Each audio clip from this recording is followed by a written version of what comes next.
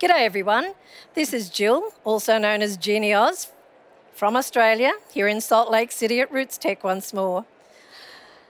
This afternoon I've got one of my genie mates from the old country. Kirsty Gray is the superstar gold medal genealogy rock star for England. And the Commonwealth. And the Commonwealth for this year. Yep. Congratulations, Kirsty. Thank you. Well, to get that award, you must have done something. So, you're a professional genealogist? I am indeed. How long have you been doing that? I set up the company family-wise in 2012 when I still had a day job. I was still teaching and I did it part-time for a little while and then thought I'm just going to cut it and run and see if I can make a go of it full-time, which has meant I can travel more, do more lectures, take more time on blogs and things like that. So you do a fair bit of lecturing around the UK? I do indeed, yeah. Quite a lot on the old lecture schedule for this year. Yeah. A few overseas ones. Yeah. Oh, well, I noticed when I first met you was on a cruise around Australia. So it was. You've done a lecture tour in Australia? Yeah, I did that in 2000 and, oh gosh, I can't think now, 2014 I think that was. I think it was when we missed Rootstech. We were just talking about that in my last interview. Of course it was, yes. And you seem to go over to Canada quite a bit. Yeah, I've got good connections in Canada. I've done a couple of the Ontario Genealogical Society conferences. I did 2015 and 2014, and I'm on the committee for 2017, so who knows, I may be on that as well. Oh, well, next stop, United States. Well, maybe. I haven't done any lectures over here yet. So what do you specialise in? British research.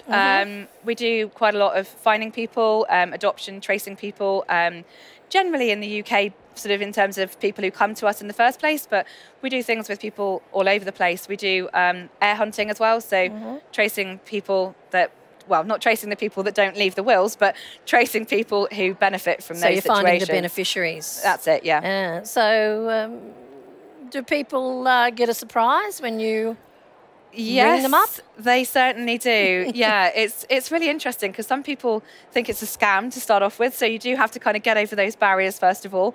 But a lot of the time, they have no idea that the person we're talking about has passed away. They may not even know who that person is. Sometimes they benefit significantly, like a large amount of money, but most of the time people actually value more the family history that comes with it, which is what this is all about. And it's not so much the money, but it's connecting back with family that they may have lost touch with over the years. So they get a lot more than just money out of it. Yeah. So what do you enjoy doing most in your genealogical life? I think anything that changes people's lives in whatever way. And that could be putting people in touch with birth families if they're adopted. I really like doing that. But in whatever way it is that we're changing people's lives. Sometimes we do brick walls for people who are here that just can't find that next step back, and if that changes things massively for them, then I love that too. I don't think I have a particular favourite thing. I just love the job. But you're so involved because you do a lot of voluntary work, I know. I do, yeah. And you are, let me get the title right, the chairman? Chair. The chair. Apparently that's more global. Okay. So I'm a physical chair. You are the chair of the Surname Society. Now, I joined up within the first week because I was so impressed by what the Surname Society offered and for how much money. So could you let other people know about the Surname Society? Of course, yeah. We set up the Surname Society. I'm actually wearing kind of business colours as well as Surname Society colours because we've sort of got a ribbon for that as well. But we basically, everyone who is a member of the Surname Society collects surnames, but it's a specific surname. So like for yourself, Jill, you do Curry. But only down under. So you don't have to do a complete study of everybody in the entire world that has that name. You can have it in a small sort of area. It could be just a country, it could be just a county or a state. And the whole thing is collaborative and online. So the whole principle of it, which I think is what attracted you, apart from the small the ability to do that small study, was it doesn't matter if you live in Australia. Everything we do is online. So it's not like we have a meeting in England or we have a meeting in the US that you would therefore miss out on. Everything is online. So even if you can't participate at the time, it's all recorded and available on the members' YouTube channel. So well, and it's only £5. Well, that's what I was going to say. I was a member of another group that cost a lot more. But being only £5 really attracted me because you have a newsletter that comes out quarterly. And for £5, you wouldn't buy a commercially printed No. publication that had so much great information, great articles. So even if you're not going to do a surname study, because you don't have to. No, you don't have to. You just have an interest in surnames. So, of course, anybody that's here is interested in surnames. I suppose they are. So, yeah, we don't have a booth here, but we've got me. So we've got ribbons and lots of people publicising the society. So that's great. So anything else you do that I don't know about?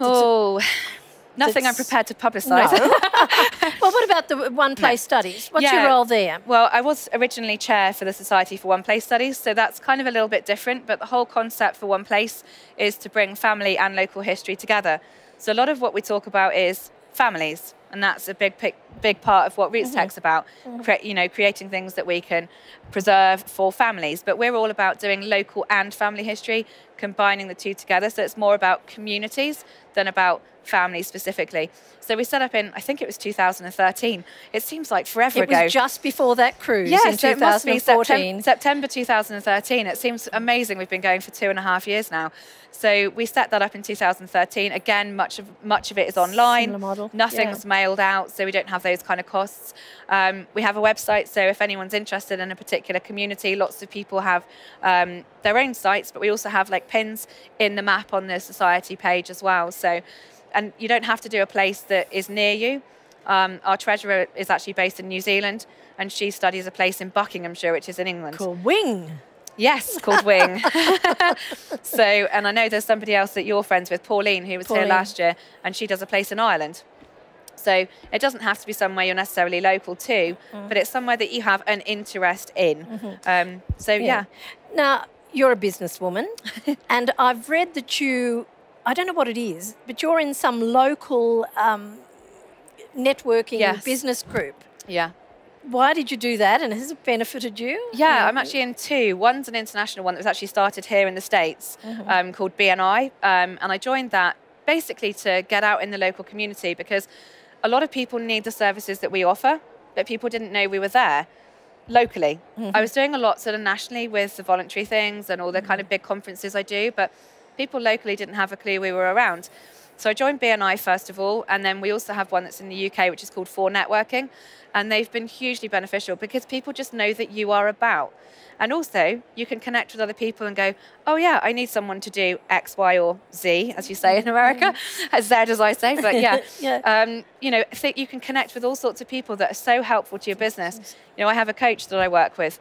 Did I ever think of working with a business coach? No. So there's a tip. And then she just rocked up at one of the meetings, and she was great. I get on really well with her, so you build up that connection. So, now, you're a lot younger than many genealogists, so as we wrap up, can you tell us something about your future plans for Kirsty and Family-Wise? Well, Family-Wise grew beyond what I imagined it was ever going to grow last year. I always set it up thinking it was just going to be me. And I kind of had some odd conversations with people that sort of said, oh, I'd love to do what you do. And I just randomly said, hey, come and work for me. And they did. So the business has grown a huge amount, and as I say, a lot bigger than I ever thought it would. So I think really I need to get more people, because the stuff that only I can do, I need to start delegating so that I can do more of the front-facing stuff. So it does take you away from the tools, as I call it, of doing the job that I set it up for, but it's grown, as I say, beyond recognition in 2015. So exciting times in 2016, definitely. Well, I want to thank you for taking time. Well, thank you. to speak to us, and wish you all well in the future for Family-Wise and your genealogical life. Thank you very much.